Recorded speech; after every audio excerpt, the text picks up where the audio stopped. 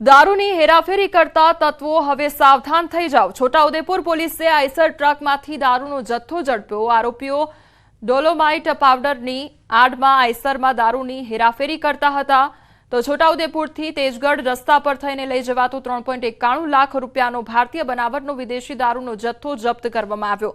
પોલીસે આઈસર ચાલકને ઝડપ્યો અને ફરાર આરોપીઓને પકડવા તજવીજ હાથ ધરી છે।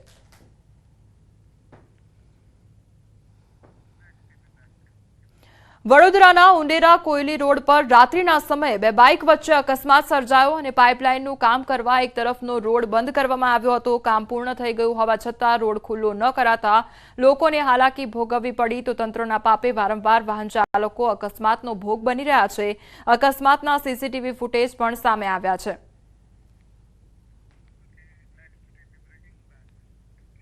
સુરેન્દ્રનગરના પાટડીમાં ગેસ ગળતર સમયે સર્જાયેલી દુર્ઘટનામાં બેના મોત નીપજ્યા છે અને વચરાજ બેટ વિસ્તારમાં પમ્પિંગ સ્ટેશનમાં પાણીની મોટર ઉતારવા અંદર ઉતરેલ એક સગીર સહિત પાલિકાના બે કોન્ટ્રાક્ટ બેઝ કર્મચારીના મોત નીપજ્યા છે।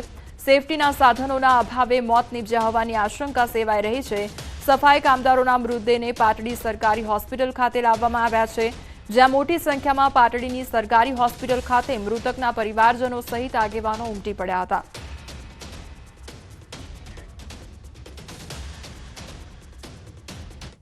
હું હાલ વિદેશમાં હોવાથી પીડિત પરિવારની મુલાકાત લઈ શકતો નથી, પરંતુ મારા પાર્ટીના કાર્યકરોને આગેવાનોને વિનંતી કરું છું કે એ લોકો પોતે જઈ અને પીડિત પરિવારની મુલાકાત લે અને સરકાર પાસે આ માંગણી મૂકે કે પ્રત્યેક મૃતક પરિવારના એક વ્યક્તિને 10 લાખ રૂપિયાની સહાય આપવામાં આવે અને એક વ્યક્તિને નોકરી આપવામાં આવે। મોરબીમાં ઝૂલતા પુલના પીડિત પરિવારોએ ગ્રાહક સુરક્ષા કોર્ટ સામે આક્ષેપ કર્યા છે। ગ્રાહક સુરક્ષા કોર્ટે રજાના દિવસે હુકમ જાહેર કર્યો હોવાનો અને જજની સહીની તારીખમાં અંતર હોવાનો દાવો કર્યો છે। ઝૂલતા પુલ પર ગયેલા મૃતકો અને ઇજાગ્રસ્તો ગ્રાહકો હોવાથી વળતર માટે મોરબી ગ્રાહક સુરક્ષા કોર્ટમાં અપીલ કરવામાં આવી હતી। જો કે ગ્રાહક કોર્ટનો સિવિલ કોર્ટમાં દાવો કરવાનો હુકમ અન્યાયિક હોવાનો આક્ષેપ થયો છે।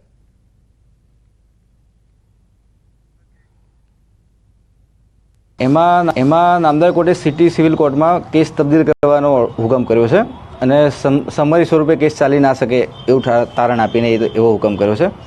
જ્યારે આ કેસ સમરી સ્વરૂપે સાબિત થઈ શકે એવો હતો, એટલા માટે આપણે પડકારવાના છે હુકમ। વાંચી સંભળાય એવું લખે છે નીચે સહી 26 બારની છે, મતલબ 21 વારે તો કોર્ટ હતી જ નહીં અને 26 બારની સહી છે તો 26 બારે પણ રાવલ સાહેબ જે છે એ કોર્ટમાં હાજર નહોતા। મહેસાણાના બહુચરાજી શહેરમાં સરકારી હાઈસ્કૂલ બનાવવાની માંગ ઉઠી છે। યાત્રાધામ બહુચરાજીની વસ્તી હાલમાં 35,000 કરતા વધારે છે, ત્યારે શહેરી વિસ્તારમાં હાઈસ્કૂલની જરૂરિયાત ઊભી થઈ છે। બહુચરાજી શહેરી વિસ્તારમાં હાલમાં એકમાત્ર ટ્રસ્ટની હાઈસ્કૂલ છે, જે ઘણા સમયથી જર્જરિત હોવાથી ભાડાના મકાનમાં ચલાવવી પડી રહી છે।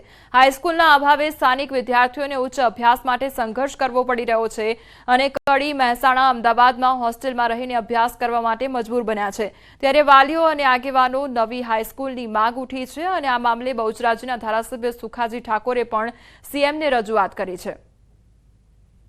બહુચરાજી તાલુકો છે, એની અંદર બહુચરમાનું મોટું મંદિર આવેલું છે અને ગવર્મેન્ટ કોઈ પણ સ્કૂલ નથી અંદર। બહુ મોટી ફી ભરી અને અમે પ્રાઇવેટ સ્કૂલોમાં અમારે છોકરાઓને મૂકવા પડે છે। એમના ભાડાના ખર્ચા પણ બહુ વધારે લાગી રહ્યા છે।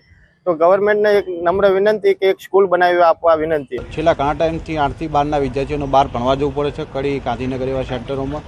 બહુચરાજીમાં એક પણ સ્કૂલ 8 થી 12ની છે નહીં સરકારી સ્કૂલ। ફીઓ ભરવી પડે છે ઊંચી વિદ્યાર્થીઓને અને ઘણી બધી મુશ્કેલીઓ પડે। અહીંયા સારી શાળા નહીં હોવાના કારણે, ગ્રાન્ટેડ શાળા નહીં હોવાના કારણે પોતાની દીકરીને પોતાના ઘરથી દૂર મૂકવા માટે વાલી તૈયાર થતા નથી હોતા। એના કારણે છોકરીઓનું શિક્ષણનું સ્તર ઘટ્યું છે।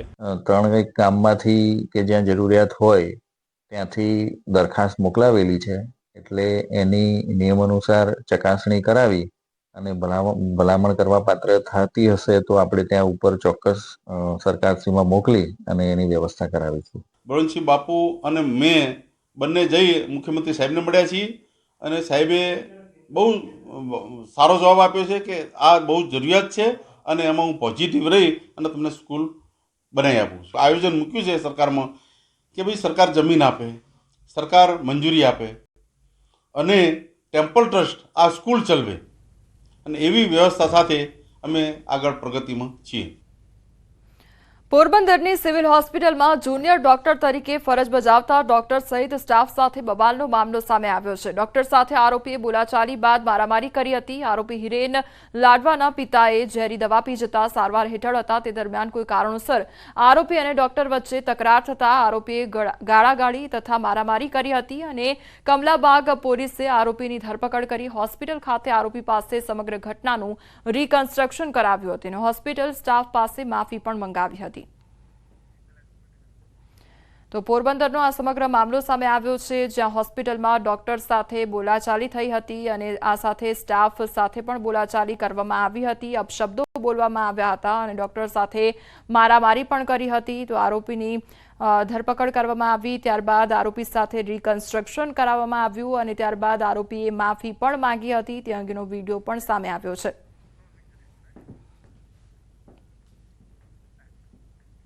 હાલ સમાચારોમાં બસ આટલું જ. વધુ સમાચાર માટે આપ જોતા રહો ન્યૂઝ 18 ગુજરાત.